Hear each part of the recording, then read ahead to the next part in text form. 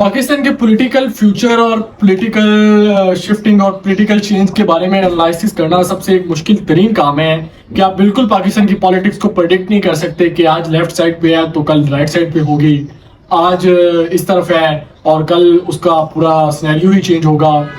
अब जो पाकिस्तान का जो मौजूदा जिस सर्कमस्टेंसेस से गुजर रहे हैं, यहाँ पर 2024 8 फरवरी को इलेक्शन हुए हैं और इलेक्शन के बाद ये प्रेडिक्ट किया जा रहा था और ये उम्मीद लगाई जा रही थी कि कोई 5-6 माह गुजरेंगे, अपोजिशन की तरफ से मसाइल क्रिएट किए जाएंगे गवर्नमेंट के लिए और उसके बाद फिर हम एक वो उस पैराडाइम में चले जाएंगे कि जहाँ पर हमें एक पॉलिटिकल स्टेबिलिटी भी मिलेगी, जहाँ पर हमें इकोनॉमिक स्टेबिलिटी भी मिलेगी, जहाँ पर हमें एक ऐसा टाइम फ्रेम मिलेगा जहाँ पर साइलेंस होगी मुकम्मल, गवर्नमेंट अपना काम कर रही होगी, अपोजिशन अपना काम कर रही होगी, इदारे अपना काम कर रहे होंगे। लेकिन अफसोस के साथ वो फ्रेमवर्क हमें मिल नहीं सका।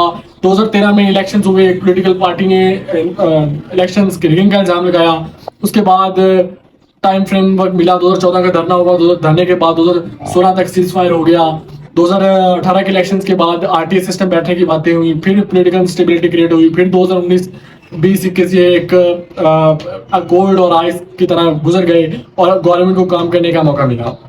2024 के इलेक्शन दोनों इलेक्शंस के सिनेरियो से बिल्कुल मुख्तलिफ है। जब गवर्नमेंट एक इत्तेहादी हुकूमत यानी कोalition की गवर्नमेंट बनाने जा रही थी और कोalition की गवर्नमेंट बन रही थी, तो तब सबसे बड़ी सोच गवर्नमेंट के दरमियान यही थी कि कोalition की गवर्नमेंट को अगर सफर करना है तो इस इंस्टेबिलिटी वाले चक्कर से निकलकर एक बैलेंस तरीके से चलना है तो कोalition गवर्नमेंट बेहतर परफॉर्म करेगी और कोalition गवर्नमेंट ही चल सकेगी। लेकिन वक्त गुजरने के साथ साथ पॉलिटिकल इंस्टेबिलिटी में मजीद इजाफा होता गया और अब आज बात यहाँ पर आ पहुंची है कि आने वाले 3 से 4 महीने हुकूमत के गिनती के बताए जा रहे हैं कि अब हुकूमत अपने हुकूमत परफॉर्मिंग और अपने हुकूमत चलने की बजाय हुकूमत अपने सर्वाइवल की जंग इस वक्त ला रही है। अक्टूबर बहुत आम महीना करार दिया जाता रहा, उसके बाद दिसंबर की बातें, इलेक्शंस की बातें हो रही हैं। ये सब बातें क्यों हो रही हैं और इनके पीछे कोई हकीकत भी है, ये महज ये पॉलिटिकल बयान आता है। इनको सिर्फ पॉलिटिकल बयान कहना इंतहाई गलत होगा क्योंकि इस वक्त जो पाकिस्तान का मेजर इशू है वो इकॉनमी है। ये गवर्नमेंट के पास डिलीवर करने का सिर्फ एक ही हाल था और इनकी सस्टेनेबिलिटी इकोनॉमी की सस्टेनेबिलिटी से डायरेक्ट इंटरलिंक करती है।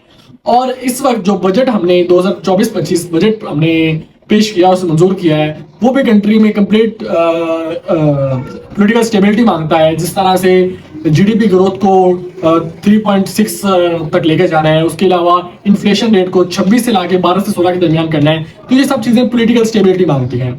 इस वक्त जिस तरह जुडिशरी की जानिब से पाकिस्तान तहरीक इंसाफ को सपोर्ट किया जा रहा है क्योंकि बिला आखिर तमाम मामला आकर जुडिशरी पर ही गिरते हैं।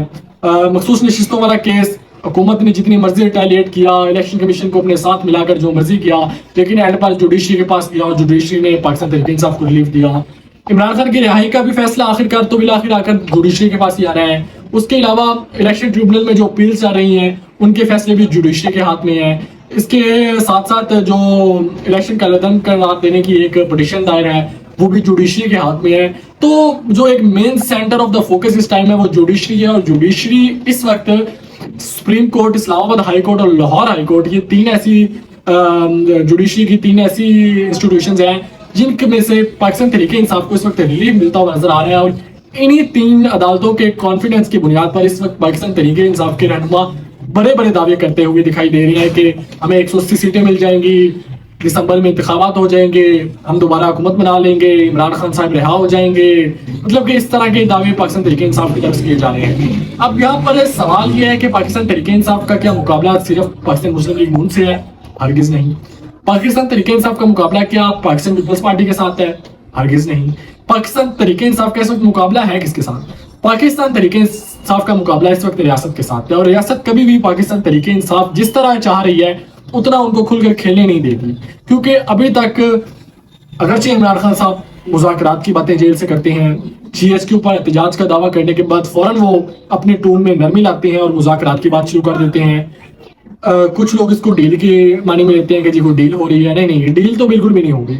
इमरान खान साहब अपने ऊपर जो वो प्रेडिक्ट कर रहे हैं कि आने वाले फ्यूचर में उनको दबाने के लिए जो रियासत की जानिब से सख्त इकदाम उठाए जा सकते हैं, उनको काउंटर करने के लिए उन्होंने आगे से वायलेंस की तो करके देख ली, आगे से हार्श वर्डिंग भी यूज करके देख ली, आगे से बयानात भी देकर देख लिया तो कुछ फायदा नहीं हुआ। अब वो इस पॉलिसी पर आना चाहते हैं कि हम इसको एक बैलेंस कर एक नेगोशिएशन के तौर पर, एक मुज़ाकरात के तौर पर एक ठंडे मिजाज से मामला को हल करते हैं। इसी वजह से पिछले 2 से 3 दिन से पाकिस्तान तरीके इंसाफ या सुन्नी ताकतों से कह रहे हैं, इनमें बहुत ज़्यादा इनके लहजों में नरमी पाई जा रही है और ये बहुत ज़्यादा इस तरह की बातें भी कर रहे हैं कि जिस तरह कोई सिनेरियो चेंज हो गया, हालात चेंज हो गए हैं और मुज़ाकरात की बातें कर रहे हैं और कह रहे हैं कि फौज से हमारी कोई लड़ाई नहीं है और इस तरह के बयान दे रहे हैं।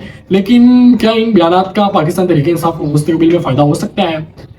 ये भी एक डिबेटेबल टॉपिक है, क्योंकि इस वक्त पाकिस्तान की जो गवर्नमेंट है वो तो बिल्कुल ही नाजुक मोड़ से गुजर रही है और वो किसी वक्त भी गिर सकती है, क्योंकि कोalition गवर्नमेंट पे कभी भी आप बिलीव नहीं कर सकते कि वो सस्टेन करती है कि नहीं करती। अगर कोalition भी इस गवर्नमेंट का सबसे मेन इशू होता तो भी हम कहते हैं कि 3 साल गवर्नमेंट चल सकती है। इस गवर्नमेंट का मेन इशू कोalition नहीं बल्कि ट्रिब्यूनल में चलने वाले केसेस और जुडिशरी वर्सेज एग्जीक्यूटिव का मामला है। गवर्नमेंट ने जिस तरह पाकिस्तान सुप्रीम कोर्ट के फैसलों को खिलाफ तनकीद की, फिर लाहौर हाई कोर्ट के फैसलों के खिलाफ तनकीद भी एक हद तक काबिल कबूल होती है, लेकिन वो तो एक बिल्कुल टकराव का मामला बन गया था। तो इन सब मामलात के बाद इस गवर्नमेंट का सर्वाइव करना बहुत मुश्किल है। इस सूरत में दोबारा इंतखाबात की बात भी थोड़ी सी हजम ना होने वाली है, क्योंकि 8 महीनों बाद दोबारा इंतखाबात, पाकिस्तान की तारीख तो ये कभी भी नहीं बताती और ना ही मौजूदा सर्कमस्टेंसेस आते हैं। लेकिन हाँ, इस गवर्नमेंट का घर चले जाना और एक निगरान सेटअप का आ जाना, इसका काफ़ी हद तक इम्कान है और इसकी पॉसिबिलिटी भी है कि टेक्नोक्रेट गवर्नमेंट पाकिस्तान के मामला को चलाने के लिए आगे आ सकती है।